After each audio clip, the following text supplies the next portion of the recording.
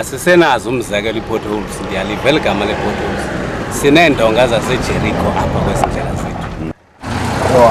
Akukho kakuhle, akurayithanga futhi namavilo wethu ayamoshakala zezi potholes. The road is terrible. The road is very terrible. Yeah, December I ran a week and a half without electricity. Now December is your pay month. I can count already projects that have taken place under that 5 billion. And everybody knows in this town, it's politics that kills us.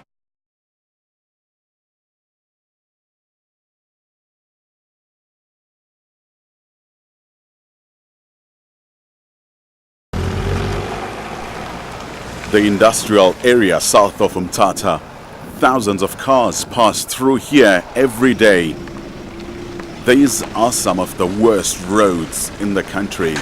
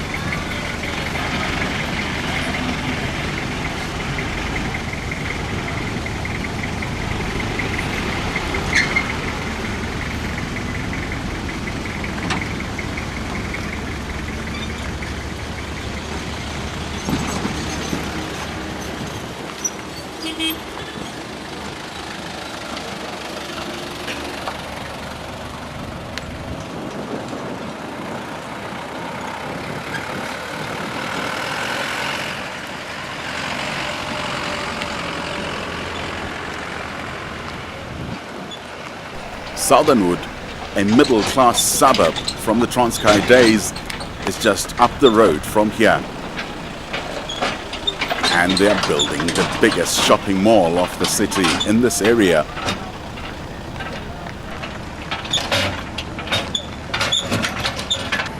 Now, the biggest irony about these roads being the way they are is that the headquarters of the OR Tambo District Municipality are further up the road, which means that the executive mayor and her deputies, they get to experience them almost on a daily basis.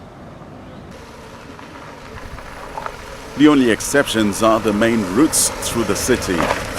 In the residential areas, suburbs and townships like Mbuke Extension, it becomes desperate.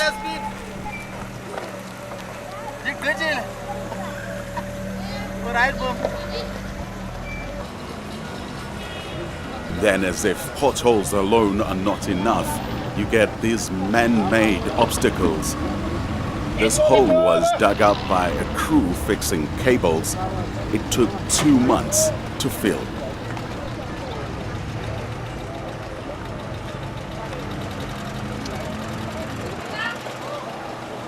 Inene ndingase ndithwale izandla entloko kuba idolophu yonke ilolo hlobo. Sihamba siphepha, umntu uphepha ipothole akubonakala uba ngayoncama yotshayisa omnye umntu kuba kaloku asisenazo umzekelo ii-potholes, ndiyaliva eli gama lee-potholes. Sineendonga zaseJericho apha kwezindlela zethu. Apho umonakalo eziwenza apha ezimotweni ungakanani? Ingxaki enkulu ke leyo mhlekazi kuba ke mna ndingomnye wabantu umzekelo aba-affectekile kakhulu kwezo zinto. Ndinee-customers umzekelo njengoba ndithengisa nento yemoto nje phakathi. Customer sibuya nemoto apha xa ifika apha kwezi potholes okanye kwezi ndonga within no time seyicomplaina ngamatayara okanye icomplaina ngesuspension yemoto. The state of roads in this town, it's terrible. I don't know which another word that I can use to say, but they are very terrible, and there is nobody who cares about them. And on the other hand, we are paying rates. On the other hand, we are paying more because this thing of this road affects our cars. We have to buy tires, new rims, take cars for alignment and suspension. You know, I do my alignment. In 2 months, I must make sure that I've done it, or twice in 2 months, because the standard of roads is terrible. Because you hit a pothole this day, and another day you hit a pothole, and that affects your car, the balance of your car, your wheels. The other day I bought new tire. It was hardly 2 days, and then I hit a pothole. The tire was damaged, you know, and our municipality is not refunding us. Akukho kakuhle, akurayithanga futhi namavilo ethu ayamoshakala zezibhodulusi. Kuba nemoto ngoziphansi utshayisana zezibhodulusi zingamanye amaxesha zilindana. Xa bezilungisa ikhonto umahluko bakhona? Awubikho, uba khona for iviki mhlawumbi. Kwenye iviki seyiphinda futhi iyamoshakala. Better kwi-civil joint, i-ball joint ziyaphuma zipoqela apho kwezi zibhodulusi. Namavili kayaphela sezibhodulusi. Right now, we acknowledge that 99% of our roads are beyond pothole patching. We need resurfacing.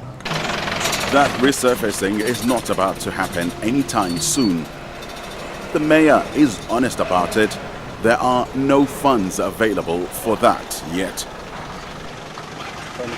We are going to continue using our internal capacity whilst we have submitted the proposals for funding for the total resurfacing of the roads.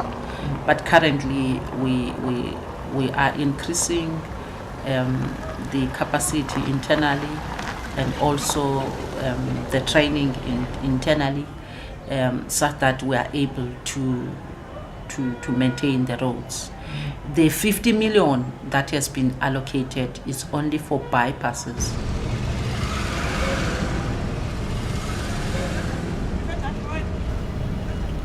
That bypass will help reduce traffic on Umtata roads. On busy days, it's a frustration to drive through the city. We took these visuals in the early afternoon, just a few days before Christmas in 2014. Keep your eye on the robot to the left. Notice how many times it changes to red and green. All this while we remain stuck behind the truck.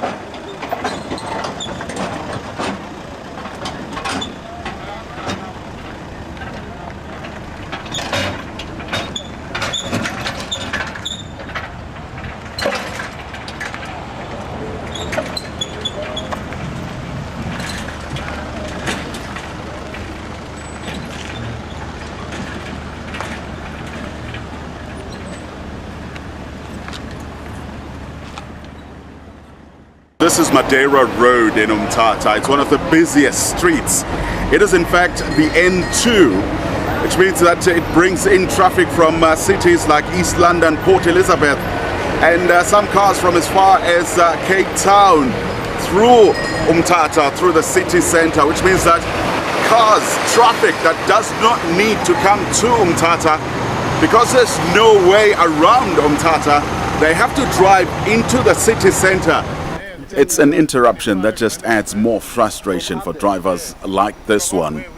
He had already been on the road for hours through the vast Eastern Cape province. Outside into Umtata? Yeah, it took me about 25 minutes. The support that we have received of 50 million for the bypass will ease the pressure in the CBD, because it means the trucks which are not necessarily coming to town for any business will just go straight, and that is going to ease a lot of pressure in terms of traffic as well as a strain to our roads infrastructure. Bad roads and congestion are matched by a chronic electricity supply shortage. On those days, businesses like this Sasol garage pay up to 7,000 rand a day on fuel for these generators. The problem in the city was always there before the so-called load shedding. Those who run businesses here have difficult stories to tell. There's a lot of challenges here. You know, in a normal business scenario, you've got challenges of obtaining stock, guaranteed stock, pay the right price, selling at the right price. But in this environment, it makes it tougher, because now you have to literally fight your local council also to make sure that your electricity supply is regular, that your water supply stay on and constant. The shop here, we've got two generators. I've got a 450 kVA Volvo, and behind him I've got a 35 kVA Lister. So I've got a backup generator, and I often use it. I know in the evenings I have to run just the lights and the computers, and during the day we switch over to the big one. This is now when you have no electricity? Yeah, December I ran a week and a half without electricity. Now December is your pay month. That's when you pay the bills. That's when you make your money. So for a week and a half I couldn't sell meat, ice cream. I could not sell anything that's cold and refrigerated, because for 9 days we were without electricity with no word from nobody. Until what had happened? A cable exploded, and due to exposure, but we all know what happened. That place is not protected, and it's been used as a local toilet, and therefore the acid in the urine and the feces actually exploded it, and nobody wanted to work there because it's too stinking foul. We have received an amount of 100 million which will be available as from the 1st of April from the provincial government, together with the 50 million of the bypass. Part of it would be to stabilize electricity within this area, because we are one of the cities that are confronted with the, there's high population here. The census of 2011 indicates that instead of, unlike other cities where other cities have lost people in terms of the migration, we have gained people. My fuel bill just for the generator was 40,000 rand for December. That's now, let's wait for the electricity bill to come. We don't know. The electricity is also often irregular. When it came on that day, the three phase were turned around, so everything ran a different direction. That took another day to fix. So yeah, there's a lot of challenges. Sometimes the frequencies are out. Your UPSs don't want to take it. Everything switch over. So even though you've got electricity, it's not clean electricity. No. Your plant is taking a hell of a knock. You have to have voltage protectors on everything, which is extra cost. So there's no guarantees that even if there's power, it's clean power. But the point around the 100 billion is to make it a point that the aging infrastructure within KSD is revamped, which is even if you have that substation there, if you do not have a revamped infrastructure, you are not going to be able to connect, because time and again you will have outages. That's what we will be addressing, and we will also be trying to meet with the required standards currently. For instance, right now, Eskom, you'd notice that Eskom has improved in terms of the requirements, and we are still a little bit behind in terms of making sure that we are in the same par as Eskom in terms of our own infrastructure. Do you believe all those things are going to happen? With the change of hearts, that one can happen. With the change of leadership, that one can happen. With the change of thinking, especially in the administration area, and stronger leadership. You don't trust the current leadership?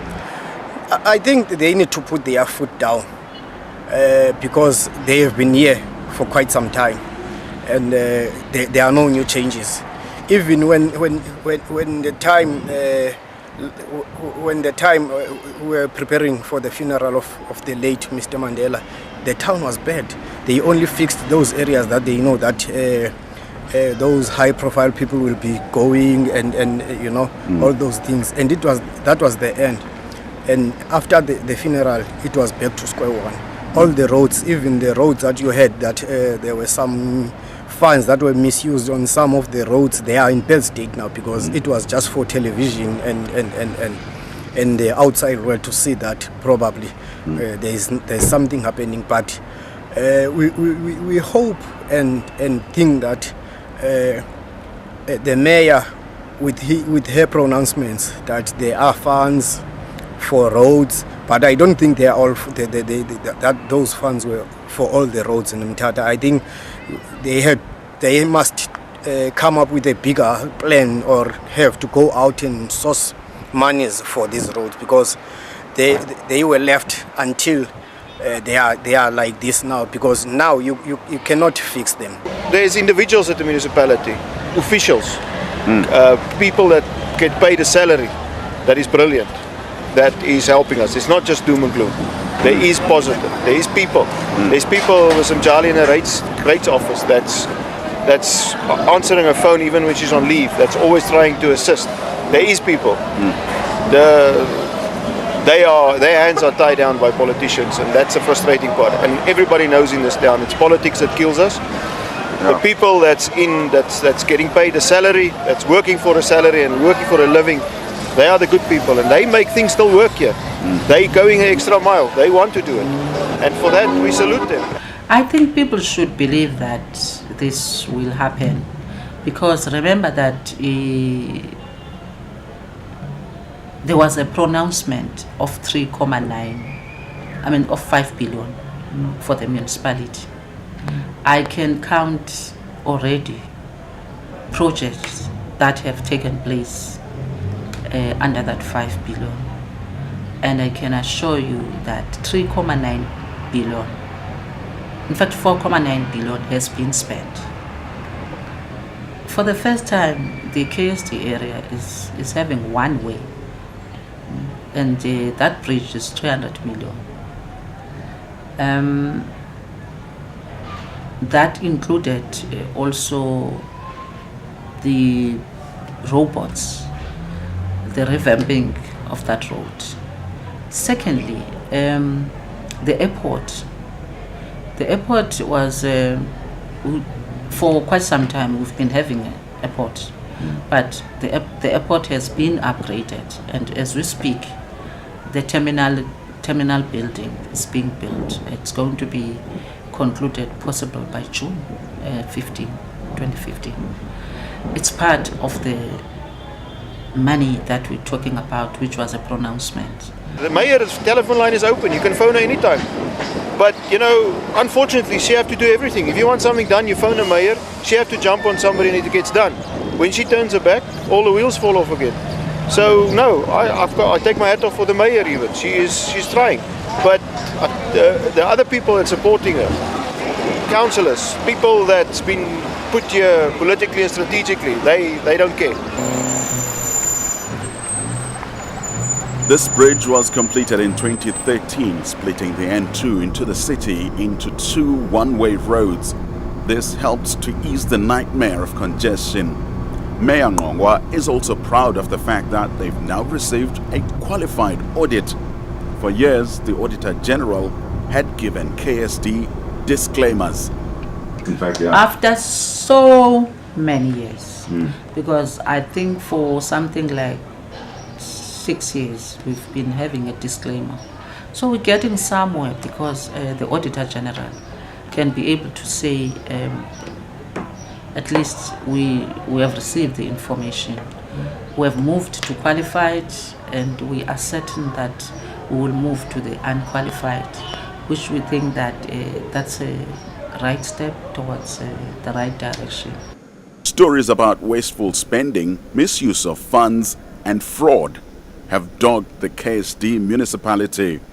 And the Residents Association spokesman believes the city's own people are also guilty of not putting enough pressure on authorities. I do agree fully with you on that one, because I think we should have done that long time ago before things fall apart like this. Otherwise, if we don't do this now, we'll be missing the boat. So we need to galvanize ourselves. We need to mobilize as many people as we can, especially the ratepayers around in Umtata. They must be part and parcel of this moving train to take this municipality.